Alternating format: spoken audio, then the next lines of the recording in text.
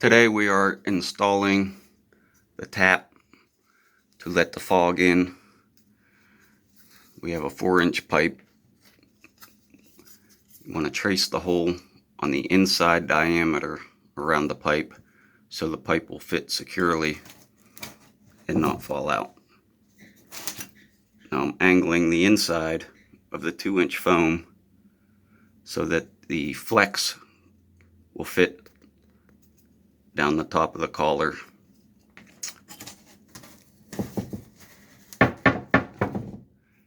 And it'll fit snug and tight.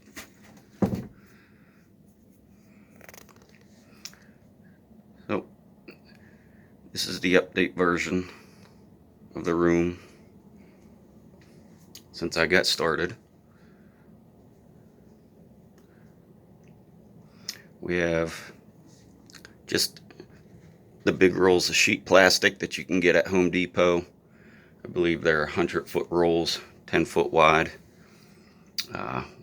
One solid piece going around the inside of the room, and then put the top piece on with the overlap coming down the wall. So if any condensation forms, it runs down the plastic, not inside. Also have it taped off at the seam. Just use some little nails to hold up the plastic while I was doing it, since I was doing it by myself. Here's the humidistat wire coming in so we can get our humidity reading. We can take a look at the outside. Just some old ladders that I got from work that we weren't using, put up for the frame, and some little 1x4 wood just to have something to push the styrofoam against. Got all the styrofoam for free from my brother. The wood was free. Here I'm working on the fogger tote. Again, you want to take the pipe and trace the inside when making your line. That way, when it fits in tight, and it doesn't just fall through. Here on this is aluminum dryer pipe, and on the underside, you can't see now, but what you do is you take snips, if there's not already lines cut, and snip them so you can just bend them over with your finger when you're done.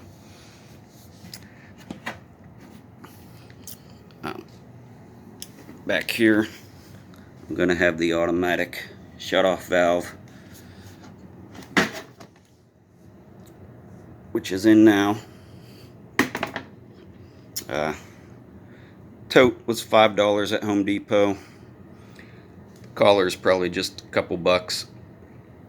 Had some fittings laying around from the people that lived here before me.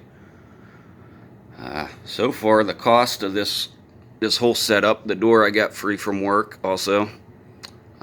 Door handle I got from a secondhand store for about $2. Piece of pipe was $2, each fitting about 50 cents. Now if you're at Home Depot, I could not find a 1/2 inch to 3/4 reducer in PVC, so I had to buy this 3-way fitting, which is an elbow that has a 3/4 and 3/4 and 1/2 inch. So the 1/2 inch goes to the 1/2 inch, and then you'll just have to you can buy a small piece of pipe for about $2. Cut a piece off, put a cap on it.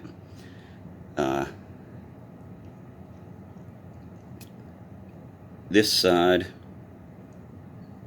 will, I'm sorry, this goes up here, and this side will have another fitting. There it is. So this side will go in there like that, and this pipe will get cut off, and this will go on top. I hooked it up just to see how it would work, and because I didn't have it glued together yet, the top popped off. So from that hose, I'm going to have it connected over here to the drain. And the faucet's leaking when I turn on now, so I got to tighten that up. Coincidentally, hanging on the shelves from the people that lived in the house is the bushings that I probably need to fix that. So between the dryer pipe and the hose fittings, things just seem to keep happening right in order, keep me moving along without much cost.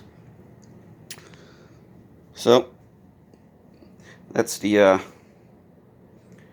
foil pipe that I'm going to be using to put on here, and piping it up here across the ceiling so that it comes down in the middle of the room.